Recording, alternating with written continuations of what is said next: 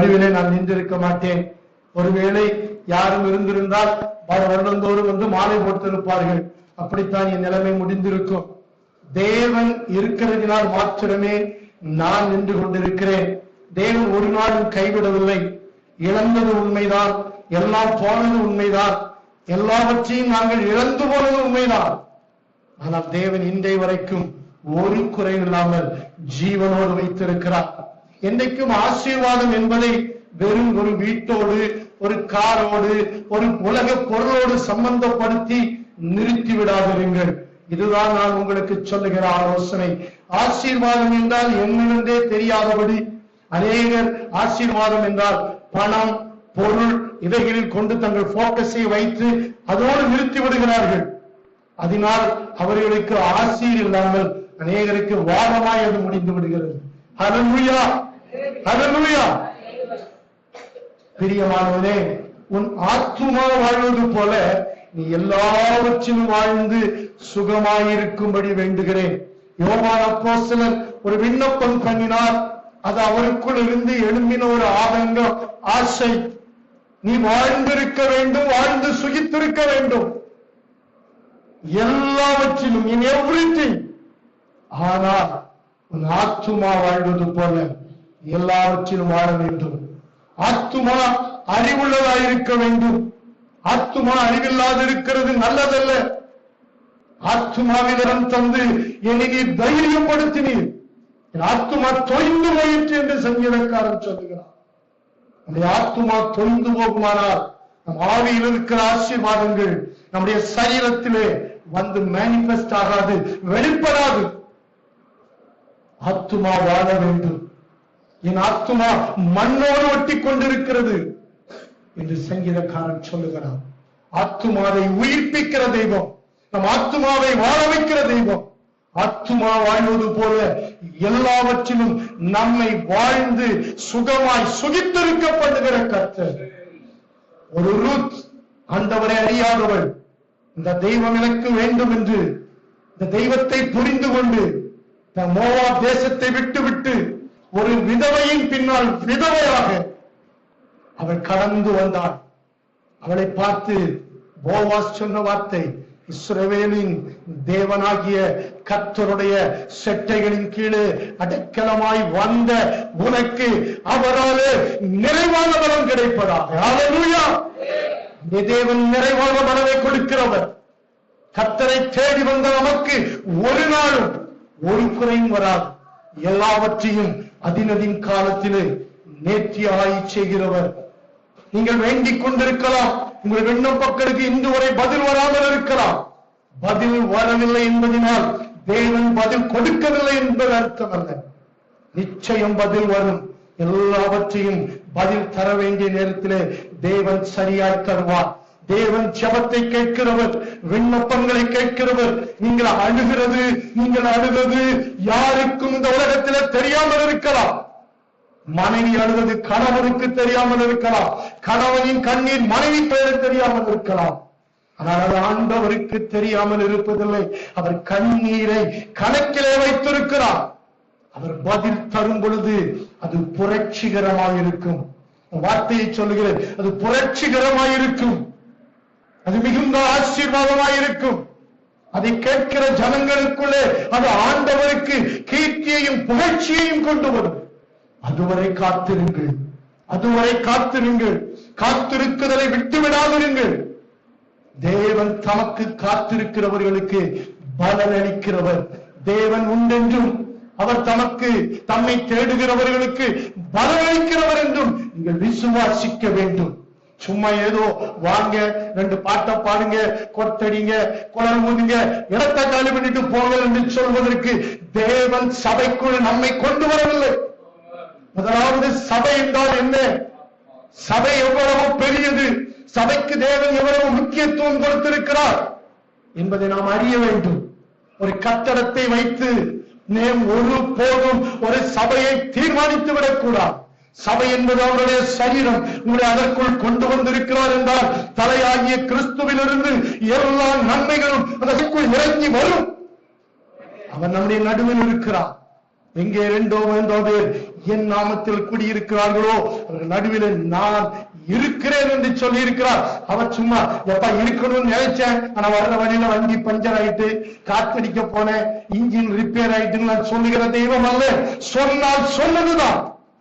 இருப்பேன் என்றால் இருப்பார், இருக்கிறார். அதுதான் நம்முடைய வாழ்க்கை. சபையை ஒருபோதும் அசட்டை பண்ணுவதை தேவன் அனுமதிக்கிறதில்லை. தேவன் சபையை அத்தனை ஆசீர்வாதமாய் வைத்திருக்கிறார். அதுதான் ஒரு ஏதேன் தோட்டம். அங்கேதான் தேவன் உலாவுகிறார். ஒரு தனிப்பட்ட வாழ்க்கையில் தேவன் பேசுவார். நீங்கள் ஜெபம் பண்ணும்போது உங்களோடு இடைபடுவார். அது ஒரு தனிப்பட்ட வாழ்க்கை. ஆனால் சபை என்கிற ஒரு சரீரத்தை, எப்படி நம்முடைய சரீரத்திலே அவயவங்கள் இருக்கிறதோ அதுபோலதான் தேவன் சபையை வைத்திருக்கிறார். இந்த உடம்புக்குள் தான் எத்தனை அவயவங்கள் எல்லாம் இப்பொழுது இயங்கிக் கொண்டிருக்கிறது. ஒன்று நின்று போனால் நான் பிரசங்கம் பண்ண முடியாது. நின்றால் நின்றதுதான், முடிந்தது. இதையும் துடிக்கிறது நிறுத்திவிட்டால் முடிந்தது. எல்லாரும் என் வீட்டுக்கு வந்து விடுவீர்கள். இதுதான் வாழ்க்கை. ஆனால் இதை அது போலத்தான் தலையாகிய கிறிஸ்துவிலிருந்து அந்த கமாண்ட் நம்முடைய சரீரத்தின் ஒவ்வொரு அவயவங்களுக்கும் வந்து கொண்டே இருக்கிறது. நீங்கள் ஒரு அவயம் என்றால் நான் ஒரு அவயம், ஒருவர் கை என்றால் ஒருவர் கால், ஒவ்வொருவருக்கும் ஒவ்வொரு வேலை இருக்கிறது. நான் கையை பார்த்து நான் கையா இருப்பேன், நான் காலா இருப்பேன். இதில் தான் சபையிலே குழப்பங்கள். தேவன் வைத்த இடத்திலே, வைத்த எல்லைக்குள் வைத்த உறுப்பாக நாம் செயல்படுவோம் என்றால் இன்றைக்கு இருக்கிறது போல் சபை ஒரு காலமும் இருக்காது. சபை அது இருக்க வேண்டிய இடத்தில் இருந்திருக்கும். அவரை போல நான் இல்ல, அவர் பாடுற மாதிரி நான் பாட முடியல. நானும் பாடுவேன், இல்ல நானும் பிரசங்கம் பண்ணுவேன். நான் பிரசங்கம் பண்ணணும் ஒரு நாள் ஆசைப்பட்டது இல்லை. ஏன் சொல்ல போனா ரட்சிக்கப்படணுமே ஆசைப்படல. ஆண்டவரே நம்ம ரட்சிக்க மட்டும் பற்றவே கூடாது என்று மிகுந்த தீர்மானத்தோடு இருந்தேன் என்னுடைய வாலிப நாட்களில். நான் பெந்தைக்கோஸ்தே சபையில் காலங்கள் வளர்ந்தேன். நான் எடுத்த முடிவு ரட்சிப்பே வேண்டாம் என்று. ஆனால் தேவன் விட்டு விட்டாரா? அந்த ரட்சிப்பு காலத்தான் தேவன் ஒரு 6 மாத காலங்கள் என்னை சென்னை கொண்டு போனார். சென்னையிலே சென்று படிக்க வேண்டிய ஒரு பாடம் இருந்தது. அதை படிச்சது அதோட முடிஞ்சிச்சு. அதுக்கு பிறகு வாழ்க்கையில் இடம்பெடுத்தவே இல்லை. ஆனால் ரட்சிக்கப்பட வேண்டும் என்கிற ஒரு விருப்பத்தை எனக்கு கொடுப்பதற்காக என்னை அவர் சென்னைக்கு கொண்டு போனார். 6 மாதங்கள் அங்கே போய் கம்ப்யூட்டர் கோர்ஸ் படித்தேன். இன்ன வரைக்கும் நான் கம்ப்யூட்டர் யூஸ் பண்ணதே இல்லை. அன்னைக்கு விட்டதுதான். ஆனால் தேவன் என்னை ரட்சித்தார். ஹல்லேலூயா, ஹல்லேலூயா. ரட்சிப்புதாங்க பெருசு. அதுக்குள்ளதான் எல்லாம். அதை ஒருபோதும் அசட்டை பண்ணிவிடாதிருங்கள். அது ஒருபோதும் ஒரு சாதாரணமானதல்ல. நாம ரட்சிக்கப்பட்ட அந்த ரட்சிப்பின் அனுபவத்தை எவ்வளவு மேன்மையாக நம்முடைய மனதிலே பதிக்கிறோமோ அதற்கு ஏற்றபடிதான் ரட்சிப்பின் ஆசீர்வாதங்கள் வந்து கொட்டும். ஆசீர்வாதம்னா எப்பவும் பணம் பணம் பணம். நன்மையும் கிருபையும் நம்மை தொடரும். நாம ஏன் அது பின்னால போனோம்? நாம ஏன் அது பின்னால போனோம்? பஸ் வருது ஏறி போகணும். இல்ல நான் பஸ் போகும் பின்னாலேயே ஓடுவேன்னா ஓடிக்கிட்டே இருக்க வேண்டியதான். பஸ் அது தூரம் பேரும் கடைசியில மூச்சு முட்டி அங்க எங்கேயாவது பாலத்துக்கிட்டு நின்றுட்டு இருக்கணும். இல்லை, ஒரு நாள் இதற்கும் பின்னால் நாம் ஓட வேண்டிய அவசியம் இல்லை. சங்கீதக்காரனாகிய தாவீது சொன்னா, ஐஸ்வர்யமும் கனமும் உம்மாலே வருகிறது. எங்க இருந்தால் பிறக்கும்போது ராஜாவாய் பிறந்து பிறக்கும்போது இளவரசனா இல்லை. காலத்திலே ஆடுகளை வைத்துக் கொண்டு தகப்பனால் புறக்கணிக்கப்பட்டு குடும்பத்தால் ஒதுக்கப்பட்டவன் தான் தாவீது.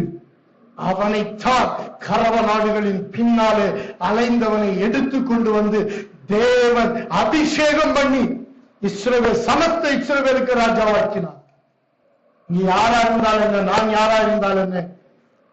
ஆமோஸ் தீர்க்கதரிசி சொல்றாங்க, தீர்க்கதரிசியும் இல்லை, தீர்க்கதரிசியின் புத்திரனும் இல்லை. எனக்கு அப்படி ஒரு பின்னணி இல்லை.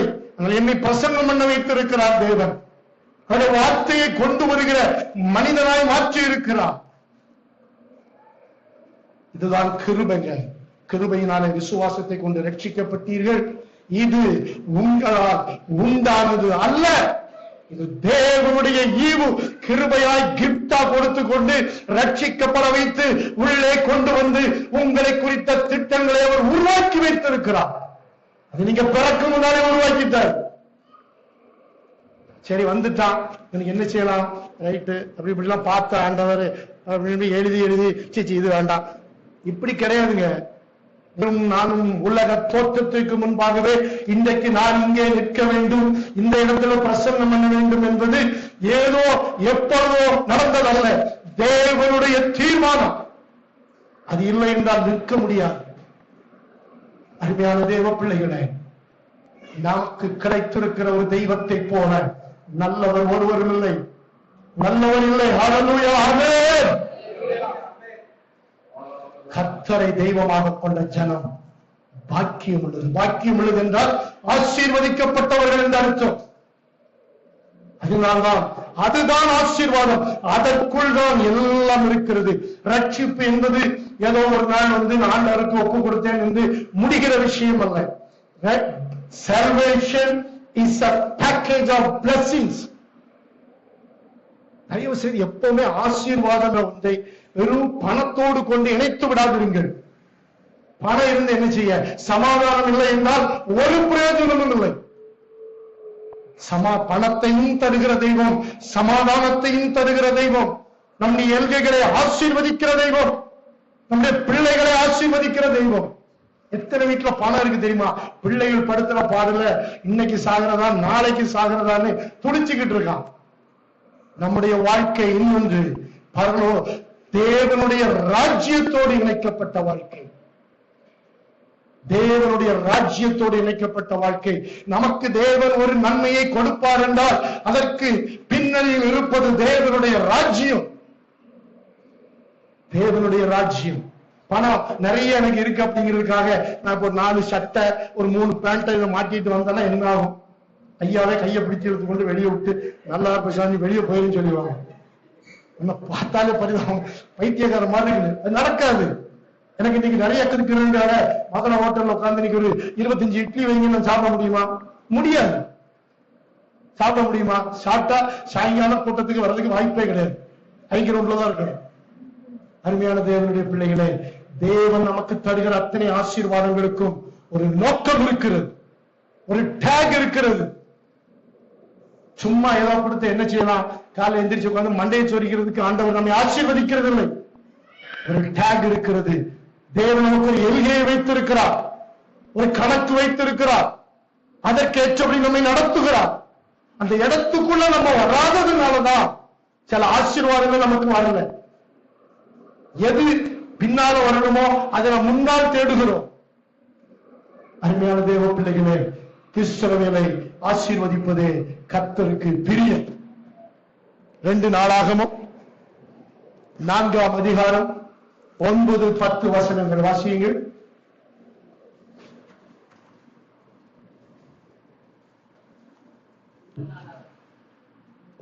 மன்னித்துக் கொள்ளுங்கள். 1 நாளாகமம். யாபேஸ் தன் சகோதரரை பார்த்து கனம் பெற்றவராயிருந்தான். அவன் தாய் நான் துக்கத்தோடு அவனை பெற்றேன் என்று சொல்லி அவனுக்கு யாபேஸ் என்று பெயரிட்டார். யாபேஸ் இஸ்ரவேலின் தேவனை நோக்கி, தேவரீர் என்னை ஆசீர்வதித்து என் எல்லையை பெரிதாக்கி உமது கரம் என்னோடு இருந்து தீங்கு என்னை துக்கப்படுத்தாதபடிக்கு அதற்கு என்னை விலக்கி காத்தலும் என்று வேண்டிக் கொண்டான்.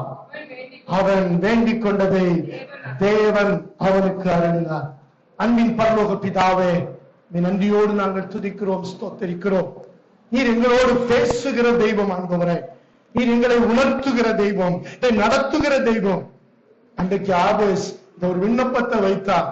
நீர் அவன் வேண்டிக் கொண்டதை தேவன் அவனுக்கு அருளினார் என்று வேதம் சொல்லுகிறது. ஆண்டவரே, நாங்கள் வேண்டிக் கொள்கிறதை எங்களுக்கு அருளி செய்கிற ஒரு நல்ல தெய்வம் எங்களுக்கு உண்டு. உடைய நாம மாத்திரம் மகிமைப்படட்டும். எங்களோடு பேசுங்க, பேசுவதற்கு எங்களை என்ன தகுதிப்படுத்துங்க. ஆண்டவரே, நாமத்தை மகிமைப்படுத்துங்க. கிறிஸ்து இயேசு மூலம் ஜெபம் கேளும் ஜீவனுள்ள பிதாவே, ஆமென். யாபேஸ் ஒரு ஜெபத்தை ஆண்டவரை நோக்கி வைக்கிறார். யாபேஸ் என்கிற ஒரு பெயருக்கு அவன் துயரத்தை உண்டாக்குகிறவன், துன்பத்தை உண்டாக்குகிறவன், வருத்தத்தை உண்டாக்குகிறவன் என்பது அர்த்தம். அவன் பிறந்த பொழுது அவனுடைய நிலை ஒரு துன்பத்தை உண்டாக்கின ஒரு நிலையாய் இருந்தது. ஆகவேதான் அவன் தாய் தேர்ந்தெடுத்து இவனுக்கு என்ன பெயர் வைக்கலாம், இவன் வரும்போதே ஏகப்பட்ட துன்பத்தை கொண்டு வந்துட்டான், ஒருவேளை அது அவனுடைய பிரசவ நேரமாக இருந்திருக்கலாம், இல்லை என்றால் அவன் பிறந்த நேரம், அவன் குடும்ப சூழ்நிலைகள் படுமோசமாக இருந்திருக்கலாம். உலகத்திலே சொல்லுவார்கள், இவன் வந்து பிறந்த நேரம் எல்லாம் போச்சு அப்படின்னு சொல்லுவாங்கல்ல.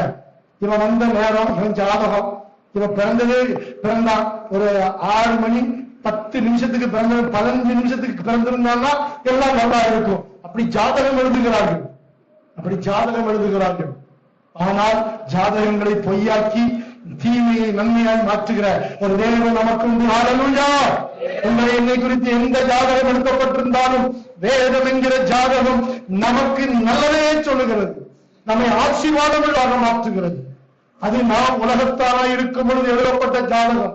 என்றைக்கு நாம் மறுபடியும் பிறந்து இயேசு கிறிஸ்துவை சொந்த இரட்சகராய் ஏற்றுக்கொண்டு இரத்தத்தால கழுவப்பட்டு மீட்கப்பட்டு மீட்பின் ஜாதியாய் மாறினோமோ, ஜாதகம் மாறிவிட்டது. இந்த ஜாதகம் என்ன சொல்லுகிறதோ இதுவே நம்முடைய ஜாதகமாய் மாறிவிட்டது. அதனால்தான் யாபேஸ் இஸ்ரவேல் ஒன்றை முடிவு செய்து விட்டார். நம்ம பிறக்கும் போதே துயரத்தை உண்டாக்கினவன், பிறக்கும் போதே என் மூலம் இந்த உலகத்துக்கு கிடைத்தது துயரம், துன்பம், என் தாயே பெயர் வைத்து விட்டார். இவனால நாம் பட்ட பாடு கொஞ்ச நஞ்சம் அல்ல என்று சொல்லி உனக்கு யாபேஸ் என்று பெயரிட்டார். இந்த வசனம் 9ஆம் வசனம் சொல்லுகிறது, யாபேஸ் தன் சகோதரருக்குள் கனம் பெற்றவனாயிருந்தார். நான் விசுவாசிக்கிறேன், இந்த ஜெபத்தை கேட்டு தேவன் அவனுக்கு ஒரு பதில் கொடுத்த பொழுது துன்பத்தை உண்டாக்குகிறவன் கனம் பெற்றவனாய் மாறினார். ஹல்லேலூயா! இன்றைக்கும் உலகம் நீங்கள் ராட்சி இல்லாதவர்கள், நீங்கள் புழைக்க தெரியாதவர்கள் என்று என்ன வேண்டும் நம்மை குறித்து சொல்லிவிட்டு போகட்டும். தேவன் நம்மை கனம் பெற்றவர்களாய் மாற்ற வல்லவராக இருக்கிறார். அதுதான் தாவீது சொன்னார், ஐஸ்வர்யமும் கனமும் உம்மாலே வருகிறது. இது நான் என்னுடைய திறமையினால் நான் வந்து சேர்ந்த இடம் அல்ல. நான் இருக்க வேண்டிய இடம் ஆடுகளை மேய்த்துக் கொண்டு ஒரு வனாந்திரத்திலே என்னை தேடி வந்து கண்டுபிடித்து இழுத்து வந்து அபிஷேகம் பண்ணி, இது எதையும் நான் எதிர்பார்க்கவில்லை. இது எனக்கு கிடைக்கும் என்று எனக்கு நம்பிக்கையும் இல்லை. அப்படிப்பட்ட நம்பிக்கையற்றவனை தேடிப்போய் இழுத்து கொண்டு வந்து அவனை அபிஷேகம் பண்ணி சமஸ்த இஸ்ரவேலுக்கும் ராஜாவாய் மாற்றினவர், கனம் பண்ணினவர், ஐஸ்வர்யத்தை கொடுத்தவர். அந்த ஐஸ்வர்யத்தை கொடுத்த பொழுது அவன் கனவில் இருந்ததெல்லாம் தேவனுடைய ஆலயம். தேவனுடைய ஆலயத்தை நான் கட்ட வேண்டும் என்று ஏராளமான வெள்ளியையும் பொன்னையும் அவன் சமதளித்து வைத்திருந்தான். இன்றைக்கு சொல்ல போனால் for the kingdom of God, தேவனுடைய ராஜ்யத்திற்கென்றுதான் உங்களையும் என்னையும் தேவன் தெரிந்தெடுத்திருக்கிறார். இதெல்லாம் அப்புறம்தான். தேவனுடைய ராஜ்யத்திற்கு பின்பாகத்தான் நம்முடைய அக்கேன் எதுவாக இருக்கட்டும், அதற்காகத்தான் இதை தேவன் கொடுத்திருக்கிறார். அதை ஒருபோதும் மறந்துவிடக் கூடாது. ஐஸ்வர்யத்தை ஹேண்டில் பண்றதற்கு ஆத்துமா வாழ வேண்டும். நமக்குள் ஆவியின் கனிகள் உண்டாயிருக்க வேண்டும். சும்மா ஐஸ்வர்யத்தை கையில கொடுத்துட்டா அவங்கதான். எத்தனையோ விசுவாசி பிச்சுக்கிட்டு போயிட்டாங்க. வரும்போதே நட மாறிடும், ஓட மாறிடும், பார்வை மாறிடும், அடுத்தவங்க அற்பமா எண்ணுகிற எண்ணம் வந்துடும். என்னைக்கு நாம் நம்முடைய வாழ்க்கையில மற்றவர்களை அற்பமாய் எண்ணும் எண்ணம் வருமானால் தேவன் அதை அனுமதிக்கிறதில்லை. அதை ஒருபோதும் அற்பமாய் எண்ணுவதற்கு ஒருவரையும் தேவன் அனுமதிக்கிறதில்லை. ஒரு முறை நான் இங்கிருந்து ஊட்டிக்கு எங்க காரில பிரயாணம் பண்ணி கொண்டிருந்த பொழுது எங்க அண்ணன் பின்னால இருந்தாங்க, நான் வண்டி ஓட்டி கொண்டிருக்கிறேன், பிள்ளைகள் கூட இருந்தார்கள். போய்கொண்டிருக்கிற பொழுது ஒரு பைத்தியக்காரன், ஒரு மனநிலை பாதிக்கப்பட்டவர் ஒரு பெரிய கம்பை வைத்துக் கொண்டு எதிர்த்து வந்த பஸ் அடிக்க போனான். அந்த பஸ்ஸுக்காரன் அதை பார்த்து பயந்து நம்ம வண்டியில இருந்து லேசா தட்டிட்டான். அதனால ஒன்றும் இல்லை. அந்த பஸ்ஸுக்காரன் எப்படி அவன் என்ன பார்த்து அவன் தப்பிச்சுட்டான். அந்த பைத்தியக்காரன் நம்மளை பார்த்து நம்மளை மறிச்சுக்கிட்டான். அதனால ஒன்று நான் செய்தேன், என்ன செய்தேன் என்றால், இவன் லூசு தானே, இவன் பைத்தியக்காரன் தானே. அந்த இது நடந்து 35 ஆண்டு என் திருமணத்துக்கு முன்னால் அவன் லேசா நம்முடைய திறமையை பயன்படுத்தி காரை வச்சு அப்படி ஒரு லேசா தட்டி விட்டேன். கடகடன் சைடுல உருண்டு ஓடிட்டான். அவன் நான் அப்பா ஒரு பைத்தியக்காரன் இருந்து தப்பித்து விட்டோம் என்று நான் ரொம்ப அப்படி ஒரு பெருமையா அஞ்சு ஓட்டினேன். எங்க அண்ணன் பிடிச்சுக்கிட்டார். நீ எப்படி அவனை தட்டலாம்? நீ எப்படி நீ அவனை என்ன நினைச்சு செஞ்ச? ஒரு பைத்தியக்காரன் என்றுதானே நீ முடிவு செய்து விட்டாய். அதனால தட்டிட்ட. அவன் தேவனுடைய சாயலில் உருவாக்கப்பட்டவன். இது நமக்கு தேவை. அவன் கண்ணனையோட உடைச்சிருக்கலாம். இவர் படத்துல பாடாம எடுத்துக்கொள்ள. நீ முதல்ல ஆண்டவர்கிட்ட மன்னிப்பு கேட்டு ஜோம் தவறு. நீ எப்படி அவன் தட்டலாம்? உடைச்ச உடைக்கட்டும். நீ அவன் கெட்டிக்காரத்தனத்திற்கு அவனை கேட்க யாரும் இல்லை. அவனை கேட்பதற்கு கடவுள் இருக்கிறார், ஆண்டவர் இருக்கிறார். நீ இந்த வேலையை ஒரு நாளும் செய்ய. இந்த வரைக்கும் எனக்கு மறக்கல. அருமையான ஜனமே, ஒருவரையும் ஒருபோதும் தாழ்வாய் எண்ணி விடுவதற்கு நமக்கு அனுமதி இல்லை. இந்த யாபேஸ் கர்த்தராகிய தேவனை, இஸ்ரவேலின் தேவனாகிய கர்த்தரை நோக்கி வேண்டிக் கொண்டான். அவனுக்கு ஒன்று தெரிந்து விட்டது. இந்த ஆண்டவரை பிடித்துக் கொண்டால் நான் வேண்டிக் கொண்டதை தேவன் எனக்கு அருளி செய்வார். அந்த ஆண்டவரை பிடித்துக் கொண்டான். அவன் வேண்டிக் கொண்டான் என்று மாத்திரம் வசனம் முடியவில்லை. அவன் வேண்டிக் கொண்டதை தேவன் அவனுக்கு அப்படியே கொடுத்து விட்டார். அருமையானவர்களே, நம்முடைய வாழ்க்கை எதுவானாலும் ஆண்டவரிடத்திலே போய் பேசுகிற சொல்லுகிற பழக்கம் நமக்கு வர வேண்டும். நம்ம கைக்கு மீறினதா இருந்தா போய் அங்க போய் உபவாசம் பண்ணுவோம், ஜெபம் பண்ணுவோம், ஆண்டவரே அப்படி இப்படின்னு போட்டு அவரை பாடாப்படுத்துவோம். நம்ம கைக்கு ஏதாவது இந்த ஒரு யூத்த பணம் 500 ரூபாய் கடன் வாங்கிடலாம், இதை ஒப்பேத்திடலாம், இதை வச்சு அதே அப்படியே நம்ம உழைப்பி வாழ்வோம். சின்னதானாலும் பெரியதானாலும் அதை தேவனிடத்திலே போய் சொல்லுகிற பழக்கம் நமக்கு இருக்க வேண்டும். எல்லாவற்றை குறித்த உங்கள் விண்ணப்பங்களை ஸ்தோத்திரத்தோடு கூடிய ஜபத்தினாலும் வேண்டுதலினாலும் தேவனுக்கு தெரியப்படுத்துங்கள். எப்பொழுது தேவனுக்கு தெரியப்படுத்துகிற பொழுது எல்லா புத்திக்கும் மேலான தேவாதாரம் உங்கள் இருதயங்களையும் உங்கள் சிந்தைகளையும் கிறிஸ்து இயேசுவுக்குள்ளாய் காத்துக்கொள்ளும். நம்முடைய சிந்தை, நம்முடைய இருதயம் கிறிஸ்து இயேசுவுக்குள்ளாய் காக்கப்பட்டதாய் இருக்க வேண்டும். நம்முடைய சிந்தையை சிதறடிக்கிறவன் பிசாசு, சிந்தையை ஒருமுகப்படுத்துகிறவர் பரிசுத்த ஆவியானவர், Holy Spirit of God. அதுதான் விசுவாசத்தை துவக்கிறவரும் முடிக்கிறவருமான அவரை நோக்கி நமக்கு நியமித்திருக்கிற ஓட்டத்திலே பொறுமையோடு ஓட கடவுள். Fixed your eyes. கண்களை, அது கத்தோலிக்க வேதாகமத்திலே மிக அழகாக இருக்கும். கண்களை பதிய வைப்போம். நம்முடைய கண்களை பார்க்கிற அனுபவம் அல்ல, பதிய வைத்து விட்ட அனுபவம். ஏனென்றால் உண்மையின் கண்ணை வைத்து நான் உனக்கு ஆணை சொல்லுவேன், நீ நடக்க வேண்டிய வழியை உனக்கு காண்பிப்பேன் என்று சொன்னவர் அவர்தான். நம்ம இஷ்டத்துக்கு நடக்கிறதுக்கும் நம்ம விருப்பத்தை செய்யறதுக்கும் ஆண்டவர் அல்ல. நான் தோற்று போவதற்கு காரணம் நம் விருப்பத்தை செய்ய அவரை வளைத்து இழுக்க முயற்சி பண்ணி காலங்கள் வீணாய் போய்விட்டது.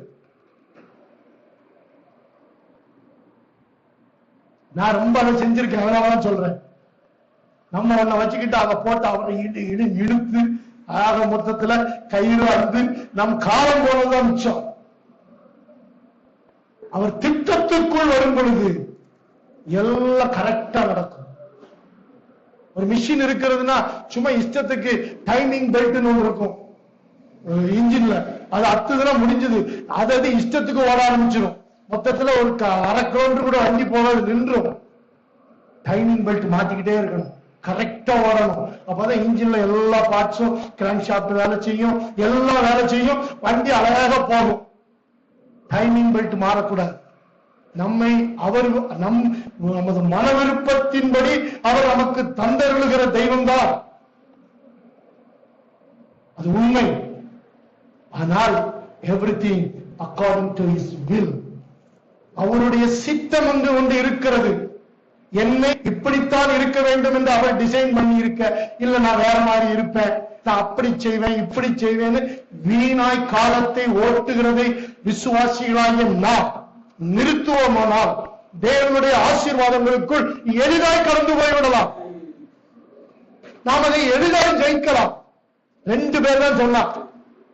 மிச்ச பேர் ஐயா அப்பா அவன் பெருசா இருக்கான், அது அப்படி இருக்கு இது இப்படி இருக்கு, எதை பார்த்தா கர்த்தருடைய வார்த்தையை மறந்து போனார்கள். தேவன் கொடுத்த வாக்கு தத்தத்தை அதை வெயிட்லெஸ்ஸா நினைச்சுட்டான், யூஸ்லெஸ்ஸா நினைத்து விட்டார்கள். அதனால்தான் அவர்கள் அங்கே போய் அந்த கானான் தேசத்தை பார்த்து வந்த பொழுது 2 பேர் தான். ஏன்னா அவர்கள் வேற ஆவியுடையவனாயிருந்தான். கலேப் அவன் வேற ஆவியுடையவனாயிருந்தான். நமக்குள்ளும் அப்படிப்பட்ட பரிசுத்தாவியானவரின் நடத்துதல் தேவை. அது இல்லாமலாங்க வெறுமனே போய் ஜெபம் பண்றோம், அவர் பேச வர்றதுக்குள்ள நம்ம எந்திரிச்சு போயிடுவோம். அவர் நின்றுட்டு யார்ட்ட நான் சொல்ல, சரி போவோம். இப்படித்தான் நம்முடைய ஜெப வாழ்க்கை கடந்து போகிறது. ஜெபம் என்றால் not only the time of giving petitions. இது மண்டே பெட்டிஷன் ஆண்டவர் டெய்லி வாங்கிட்டு இருக்காரு கலெக்டர் ஆஃபீஸ்ல. இதுக்கு அல்ல, ஆண்டவர் விரும்புவது நம்முடைய உறவை நாம் அவரோடு பேச வேண்டும். காலை தோறும் கர்த்தர் என்னை எழுப்புகிறார், அவருடைய சத்தத்தை கேட்க பண்ணுகிறார் என்று சொல்லுகிறார் பக்தர். நம்மை தேடி வருகிற தெய்வம், நம்ம முழிக்கிறதுக்கு முன்னால நம்மை தேடி வந்து நிற்கிற தெய்வம். நாம முழிக்காம அப்படி கஷ்டப்படுத்தினா கூட அவர் நம்மை இதுவரைக்கும் காலையில எழுப்பி ஜெபம் பண்ண ஆசீர்வாதம் சொல்லுவாங்க. நம்ம வாழ்க்கையில முடியாத ஒண்ணுன்னா அது ஒண்ணுதான். என்ன ஆண்டவரை எத்தனையோ ராத்திரி ஒரு 12 மணின்னு சொன்னா கூட முடியும். அதிகாலையில் இருட்டோடு எழுந்து இருட்ட நான் பார்த்ததே இல்லையா ஆண்டவரை, இருட்ட பார்த்ததே இல்லையா. ஆனாலும் தேவன் காலங்கள் வந்த பொழுது நான் முடிவு பண்ணிவிட்டேன், இது நமக்கு இயலாத காரியம், இந்த காரியத்தினால் கிடைக்கிற ஆசீர்வாதம் நமக்கு கிடைக்கிறதுக்கு வாய்ப்பே கிடையாது, இது ஒப்பேற வேற ஏதாவது வழி இருக்கான்னு பார்ப்போம். ஆனாலும் கர்த்தர் காலங்கள் வந்த பொழுது நம்முடைய எதை இப்ப விருப்பம் இருந்திருக்குல்ல, எல்லாரும் எழுந்திருக்கேன்னு சொல்றாங்க, 4 மணிங்காங்க, ஆனால் அதையும் தேவன் வாய்க்க பண்ணினார், அதையும் தேவன் செய்தார். ராத்திரி ஒரு 2:30 அந்த திடீர்னு எழுப்பு ஒரு தூக்கம் போயிடுச்சு. 2:30 எழுப்பி தேவன் ஒரு 4 மணி வரைக்கும் 4:15 வரைக்கும் ஜெபம் பண்ண வைத்தார். இருட்டையே பார்க்காத ஒருவனை தேவன் எழுப்பி ஜெபம் பண்ண வைப்பார் என்றால் நீங்களும் அதிகாலையில தேவனை தேடுவதற்கு தேவன் உங்களுக்கு உதவி செய்வார். அதிகாலையிலே இன்னொரு பாட்டுல சொல்லப்பட்டிருக்கிறது, அவர் தமது மலர்ந்த முகத்தை எனக்கு காண்பிக்கிறார். நாம அவர் முகத்தை தேடுவது ஒரு பக்கம், அவர் தன்னுடைய முகத்தை நமக்கு காண்பிக்க காலையிலோடு வருகிறது. அனுதினமும் அவரை சந்தித்து விட்டு போய்விட்டால் உலகத்தின் எதையும் நாம் சந்தித்து விடலாம். அவர் தன்னை காண்பிக்க விரும்புகிறார், அவர் தம்மை நமக்கு வெளிப்ப விரும்புகிறார். நம்ம போன உடனே 1ஆம் தேதி பலசர கடையில சீட்டு கொடுக்கிற மாதிரி டக்க டக்க டக்கன்னு எழுதி சீரக 100 மஞ்சள் 100 கடுகு 100 வெந்தயம் 100 மண்ணை எழுதி டக்குனார் கையில கொடுத்து அவர் பார்த்துக்கிட்டு இருக்கிறதுக்குள்ள அவர் அதை வாங்கி பார்க்கறதுக்குள்ள நம்ம கிளம்பி போயிருது.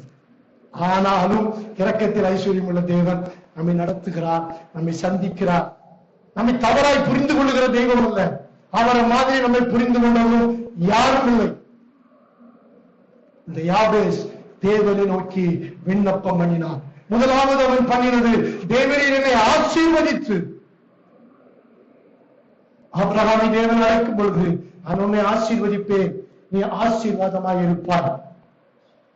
தேவன் நம்மை ஆசீர்வதிப்பதற்கு காரணம் ஒன்று தேவராஜ்யத்தோடு இணைக்கப்பட்ட வாழ்க்கைக்காக, 2வது நாம் மற்றவர்களுக்கு ஆசீர்வாதமாக இருப்பதற்காக. நமக்கு தேவன் கொடுத்த அபிஷேகம் ஒரு ஆசீர்வாதம், தேவன் நமக்கு கொடுத்த வரங்கள் ஒரு ஆசீர்வாதம், தேவன் நமக்கு கொடுத்த கிருபைகள் ஒரு ஆசீர்வாதம். அது மற்றவர்களுக்கு பிரயோஜனமாய் மாற வேண்டும். அதற்காகத்தான் தேவன் நம்மை ஆசீர்வதிக்கிறார். இஸ்ரவேலை ஆசீர்வதிப்பது கர்த்தருக்கு பிரியம். 2வது ஒரு காரியத்திற்காய் அவன் ஜெபிக்கிறான், தேவரீர் என்னை ஆசீர்வதித்து என் எல்லையை பெரிதாக்கி. நம்முடைய எல்கைகளை எப்போதும் இருக்கிறது போல் இருக்க விரும்புகிற தெய்வம் அல்ல. He wants to enlarge your territory. At the same time, அதே நேரத்தில் தேவன் எல்கைகளை குறிக்கிற தெய்வம், நிர்ணயம் பண்ணுகிற தெய்வம். நம்ம இஷ்டது எல்கைன்னு சும்மா தெக்க வழக்கம் ஓடுறது இல்லை. இஸ்ரவேல் ஜனங்களுக்கு தேவன் ரொம்ப தெளிவாய் சொன்னார். யாத்ராகமம் 23ஆம் அதிகாரம் 31வது வசனம்.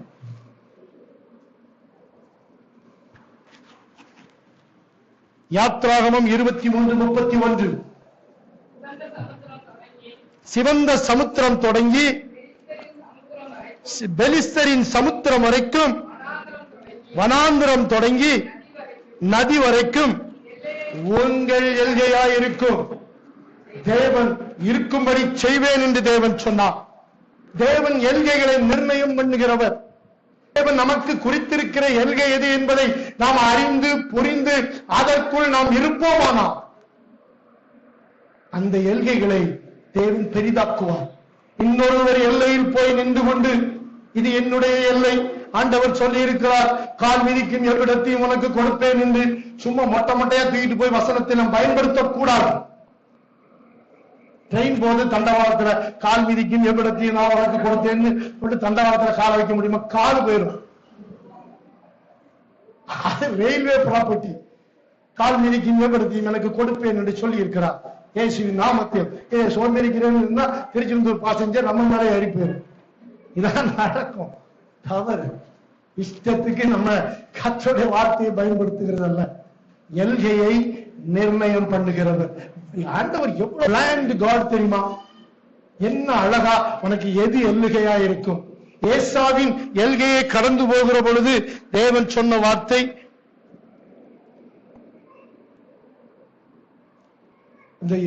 இந்த எல்கையை நான் ஏசாவுக்கு கொடுத்தேன். உபாகமம் 33:12 இல்ல 33:12 மறந்து விட்டேன், அதை மன்னித்துக் கொள்ளுங்க.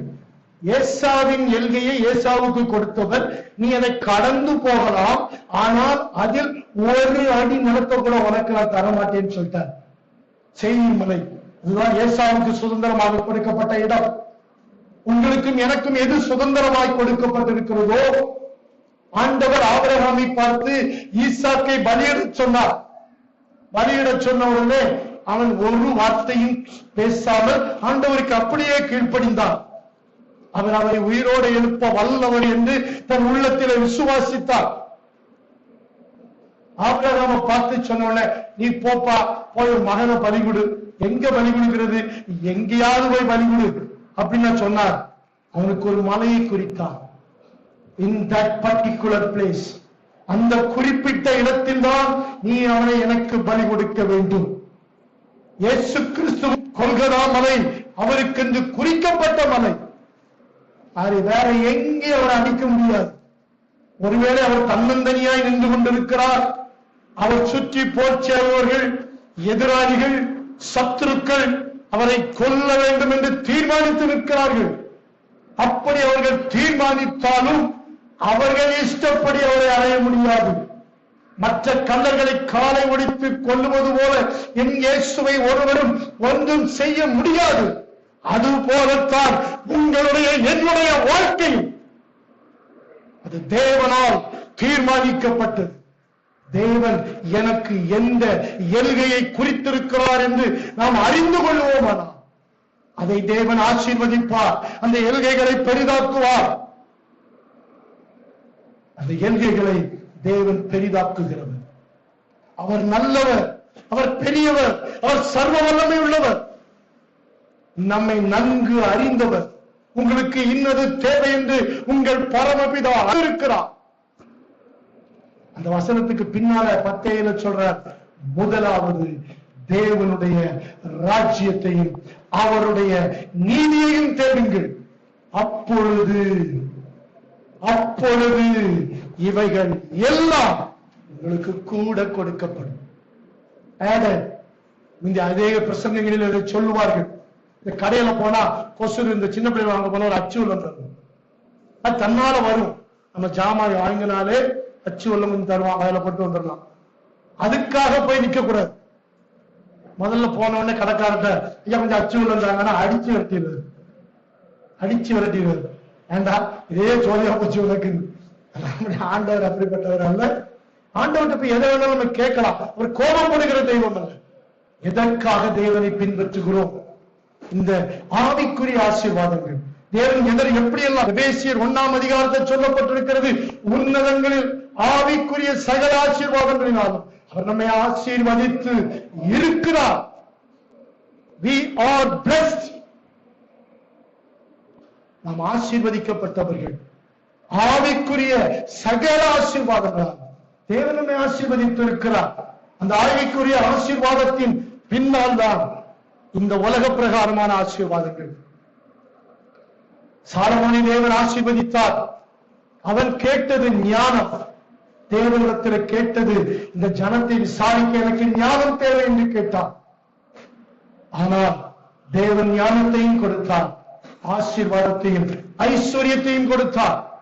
தேவன் ஏன் ஞானத்தை நாம் தேவனிடத்தில் கேட்க வேண்டும் என்றால், ஒரு ஐஸ்வர்யம் வரும் பொழுது, ஒரு ஆசீர்வாதம் வரும் பொழுது அதை நாம் ஹேண்டில் பண்ணுவதற்கு ஞானம் தேவை. விஸ்டம் அது தேவன் தருகிறது.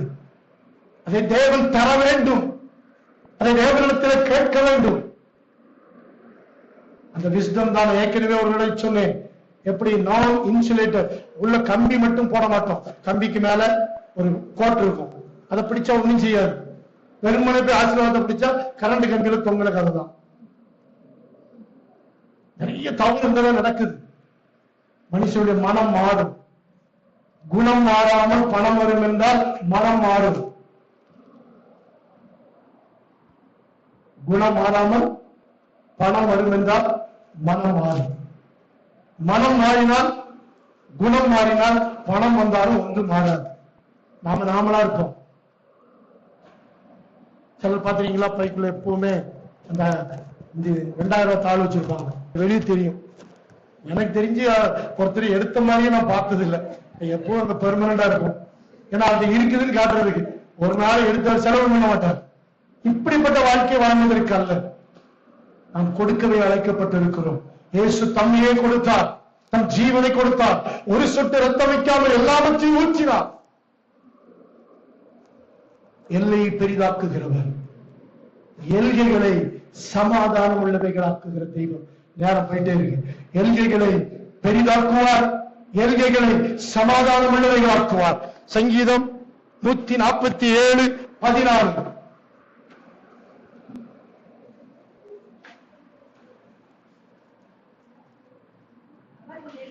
அவர் உன் எல்கைகளை சமாதானம் உள்ளவையாக்கி உச்சிதமான கோதுமையினாலும் கண்மலையின் தேனினாலும் நம்மை திருப்தியாக்குகிறோம். உச்சிதமான கோதுமை, the finest wheat என்று வேதம் சொல்லுகிறது. எதை தந்தாலும் தேவன் உச்சிதமானவைகளை நமக்கு தருவார். நம்முடைய பிள்ளைகளுடைய வாழ்க்கையை உச்சிதமாய் மாற்றி தருவார். எல்கைக்குள் சமாதானம், எல்கைக்குள் சமாதானம். யாபேசின் வாழ்க்கையிலே அவன் துக்கத்தோடு பெறப்பட்டவன் என்கிறதை ஒருவரை அவனை சொல்லி காட்டிக் கொண்டே இருந்தார்களோ என்னவோ. நீ வந்த நேரம், நீ பிறந்த நேரம் மொத்த குடும்பமும் இப்படி ஆகி போயிச்சுன்னு. ஆனால் தேவன் அதை இந்த காரியத்துக்கு பின்பா என்பது எனக்கு தெரியவில்லை. என்னுடைய விசுவாசம் இந்த காரியத்தை தேவன் செய்த பொழுது சகோதரருக்குள் கனம் பெற்றவனாய் தேவன் மாற்றினார். யாக்கோபை தேவன் தெரிந்து கொண்டார், ஏசாவை வெறுத்து அது அவர் விருப்பம். நம்மையும் தேவன் தெரிந்து கொண்டிருக்கிறார். இதுதாங்க பெரிய பாக்கியம், இதுதான் பெரிய ஆசீர்வாதம். வேண்டிக் கொண்டதை தேவன் அவனுக்கு அருளினார். நான் கர்த்தருக்காக பொறுமையோடு காத்திருந்தேன். அவர் என்னிடமாய் சாய்ந்து என் கூப்பிடுதலை கேட்டார். என் கூப்பிடுதல் அவர் சந்நிதியில் போய் அவர் செவிகளில் ஏறிற்று. என்ன நடந்துச்சு தெரியுமா? காற்றின் சட்டைகளை கொண்டு பறந்தார். அவர் நாசியிலிருந்து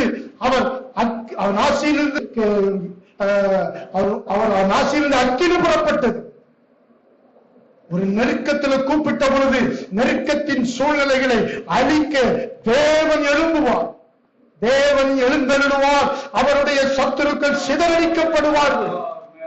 தேவ பிள்ளையே, உனக்கு விரோதமாய் எழும்புகிற காரியங்கள் எதுவாயிருந்தாலும் சிதறடிக்கிறவர் உனக்குள்ளும் உங்களுக்குள்ளும் எனக்குள்ளும் இருக்கிறார். நீங்கள் தோற்று போனவர்களும் அல்ல, தோற்று போகிறவர்களும் அல்ல, நீங்கள் ஜெயிக்க பிறந்தவர்கள். ஏனென்றால் கல்வாரி சிலுவையிலே இயேசு கிறிஸ்து வெற்றி சிறந்தார்.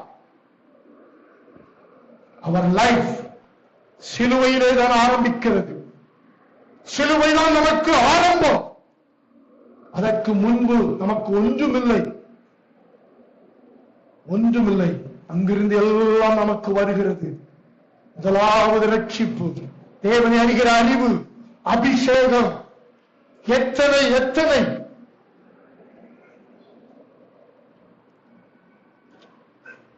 ஆண்டவர்கிட்ட கேட்டது, பிரசங்கம்லாம் பண்ணவே கூடாது ஆண்டவரே. பிரசங்கமே சின்னத்துல ஐயா மேல கூட கோபம். பிரசங்கம் பண்ண சொன்ன ராத்திரி கிடந்து எதை பேசுறது என்ன பேசுறது பரட்டோ பரட்டின்னு பெரட்டி உருட்டி படாத பாடு படும்போது சும்மா இருக்க கூட மாட்டேங்கிறாங்களே அப்படிலாம் வரும் வரும். என்ன பண்றது? அப்படி சொல்லி கர்த்தர் நம்மை பயன்படுத்துகிறார். தகுதி இல்லாதவர்களை எடுத்துதாங்க தேவன் பயன்படுத்துறார். யூஸ்லெஸ் எல்லாம் தேவன் யூஸ்ஃபுல்லா மாற்றுகிறார். ஆடு வைத்தவன் அரசனாய் மாற்றுகிறார். வேண்டிக் கொண்டார். இயேசு கிறிஸ்துவும் நமக்காக பிதாவின் இடத்துல வேண்டிக் கொள்கிறார். அந்த யோவான் எழுதின சுவிசேஷம் 17ஆம் அதிகாரம் 20ஆம் வசனத்தில் இயேசு கிறிஸ்து நமக்காக வேண்டிக் கொள்கிறார், சீஷர்களுக்காக வேண்டிக் கொள்கிறார்.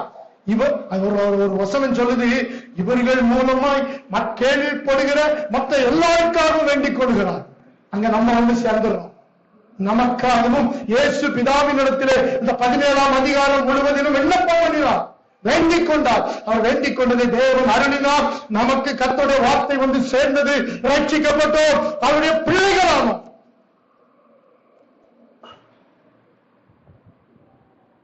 எபேசு சபைக்கு எழுதும்போது பவுல் எழுதுகிறார், நான் வேண்டிக் கொள்கிறேன், என் முழங்கால் படியிட்டு பரலோகத்தின் தேவனை நோக்கி, நாமகரணராகிய தேவனை நோக்கி நான் வேண்டி எடுக்க நேரமில்லை.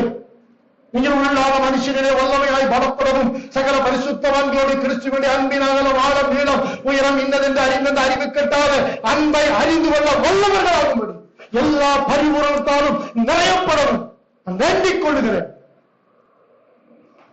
கிறிஸ்துவை மரித்தோர் இருந்த எழுப்பின அதே வல்லமை உங்களிடத்தில் கிரியை செய்யும், அதை நீங்கள் புரிந்து கொள்ள வேண்டும், அதை நீங்கள் அறிந்து கொள்ள வேண்டும் என்று வேண்டிக் கொண்டார். இயேசு கிறிஸ்து வேண்டிக் கொண்டார். பவுல் எபேசு சபைக்காய் வேண்டிக் கொண்டார். வேண்டிக் கொண்டதை தேவன் அருளினார். இன்றைக்கு நீங்கள் எந்த விண்ணப்பத்தோடு வேண்டிக் கொண்டதோடு தேவனிடத்தில் சமூகத்திலே வந்திருக்கலாம். அன்று உங்களுக்கு பதில் கொடுக்க தேவன் இங்கே இருக்கிறார். ஹல்லேலூயா. எல்லாரும் எழுந்து நிற்போம். Thank you Lord. நன்றி ஆண்டவரே, நன்றியோடு துதிக்கிறோம் ஆண்டவரே, உமக்கு நன்றி.